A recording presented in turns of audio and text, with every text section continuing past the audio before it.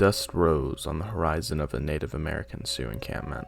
The day started slower than usual. Many people were just waking after a late celebration the night before. Some were picking wild turnips, some bathing in the nearby river, and some were feeding the group's ponies a few yards away. Although the dust cloud was originally thought to be the buffalo herd stampeding, a sudden panic began to spread through the encampment as they were alerted to the true source of this thundering: the advance of Major Marcus Reno's battalion from the 7th Cavalry Regiment, a charge ordered by George Armstrong Custer.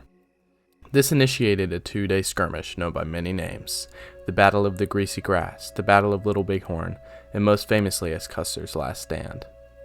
However, this battle didn't arise as Custer's heroic defense of property and American principles. It was the culmination of the negligence of the responsibilities of the Grant administration, and therefore the responsibilities of the American government, leading to the degradation and stripping of the rights given to the Sioux, Cheyenne, and Arapaho Native Americans, creating a time of conflict known as the Great Sioux War.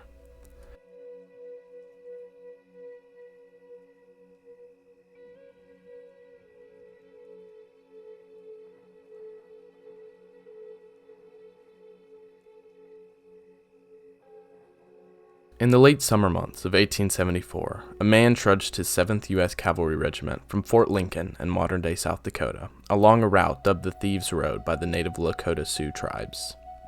This man was Lieutenant Colonel George Armstrong Custer, one of the most intensely studied and debated figures in American history.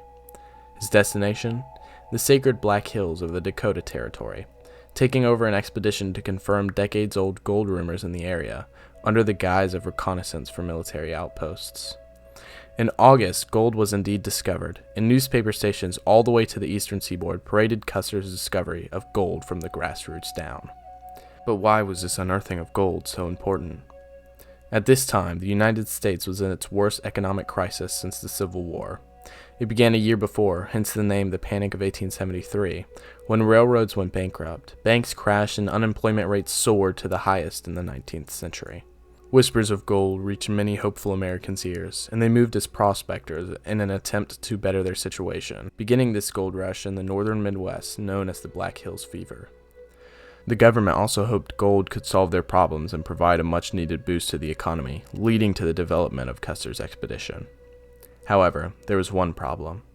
Custer and the journalists he leaked to omitted the fact that the Black Hills existed in a supposedly protected area called the Great Sioux Reservation. This reservation was established 6 years earlier, in April of 1868, when chiefs from the Sioux, Cheyenne, and Arapaho nations signed a treaty with federal diplomats at Fort Laramie, which recognized and ensured their rights to fish, hunt, and reside on and around the reservation. It also assured that the American government would strictly enforce the protection of the land from white intrusion, stating no persons shall ever be permitted to pass over, settle upon, or reside in the territory. It also recognizes vast amounts of land outside the treaty boundaries, called unceded land because it was not ceded to the government, and basically remained an independent state under Indian control. The first article of this treaty states, "From this day forward, all war between the parties to this agreement shall forever cease. The government of the United States desires peace, and its honor is hereby to pledge it." However, hardly a year later, with the inauguration of President Ulysses S. Grant, his generals ordered that these Native Americans were now only allowed in the receded borders, and any remaining in the unceded lands would be considered hostile. Barely a year after it was signed, the Treaty of Fort Laramie became worthless.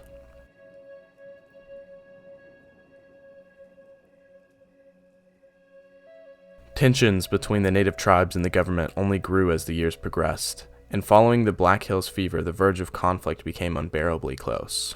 Throughout this time, President Grant developed a general endeavor to attempt to extinguish the natives' holds on the land.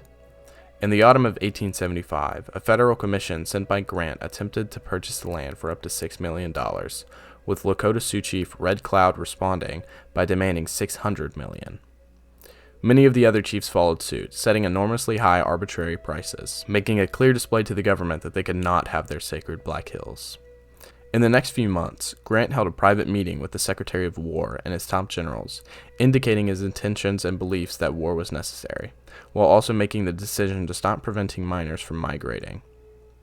On December 6, 1875, an ultimatum was issued that these so-called hostile Indians were to be within the bounds of their ever-closing reservation by January 31, 1876. The government expected these groups to move through blizzards and snowdrifts of the harsh northern winters, with this year's being particularly long and severe. Many of the message couriers arrived in the dead of winter, and some delivered as late as February 4th, 5 days after the deadline. As native groups resisted, war parties and raids were exchanged on both sides over this period. On February 7th, the army was officially authorized to move against a collection of Sioux warriors under Chief Sitting Bull, justified by the failed migration and rumors of Sioux attacks. The military's plan for the campaign was for Colonel John Gibbon to bring his troops in Montana east along the Yellowstone River, converging with General Alfred Terry and Custer's westward moving Dakota Column, and eventually forcing the natives they encountered south into General George Crook's column in Wyoming, creating a pincer maneuver. In the early stages of the war, the military made some crucial mistakes that substantially lengthened the conflict and only created more adversities. Crook's campaign north, called the Bighorn Expedition, entailed the Battle of Powder River, in which Colonel Joseph Reynolds was sent to deliver a swift blow to a Cheyenne village, and though they were victorious, the charge was poorly executed, driving the Cheyenne north only to form an alliance with the Sioux under Chief Sitting Bull and Crazy Horse. This unintended consequence became a tactical disaster, with the Sioux-Cheyenne alliance making the resistance stronger than ever. Back in the Dakota Column, the march west was long and tumultuous, often becoming frustratingly slow and disorganized. Finally, in June of 1876, Gibbon's Montana Column and Terry's Dakota Column linked, although without any encounters with significant numbers of natives. The forces of Sitting Bull and Crazy Horse, which were originally grossly underestimated at around 3,000, now consolidated and reached numbers of 18,000 to 20,000 people as they gathered on the Rosebud River. Crook's march along the river culminated in the Battle of the Rosebud on June 17th, where, although claiming victory, he experienced a defeat to the superior Sioux and Cheyenne tactics and numbers, eventually withdrawing his troops. With the two columns closing in on each other, reconnaissance from Terry and Gibbon's northern column unexpectedly revealed a native encampment on the Little Bighorn tributary. Not realizing how large the village actually was, Terry gave Lieutenant Colonel George Custer the command to split off his regiment and meet again with his and Gibbon's troops to deliver a fateful attack on the camp. But poor communications and Custer's fear of the Indians' escape led him into a charge on June 25th, resulting in a humiliating defeat and the death of Custer and every man in his immediate command. This loss at Little Bighorn highlighted the military's need for cohesion, and throughout the following pivotal summer and autumn, the military experienced a shift to achieve this, and troops continued pursuing the Sioux and Cheyenne. Though the war seemed hopeful in the beginning, these concluding seasons displayed the military superiority of the United States, with the natives' loss at the Battle of Muddy Creek in May of 1877 being the final decisive battle, though many bands and important chiefs, such as Crazy Horse, had already surrendered by this point. In any condition, after nearly a year and great amounts of losses on both sides, the Great Sioux War was over.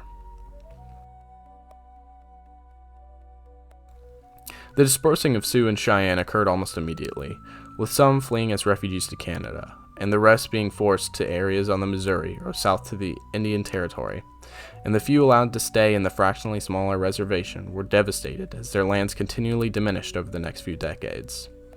Many tribes, even those friendly to the government, were reduced to near poverty as starvation, disease, and alcoholism ran rampant in some territories. Though America has been heroic and justified in many historical events, the Great Sioux War and the events that took place prior and after exemplify the United States' lack of responsibility and the deprivation of the rights of those in the way of their expansion.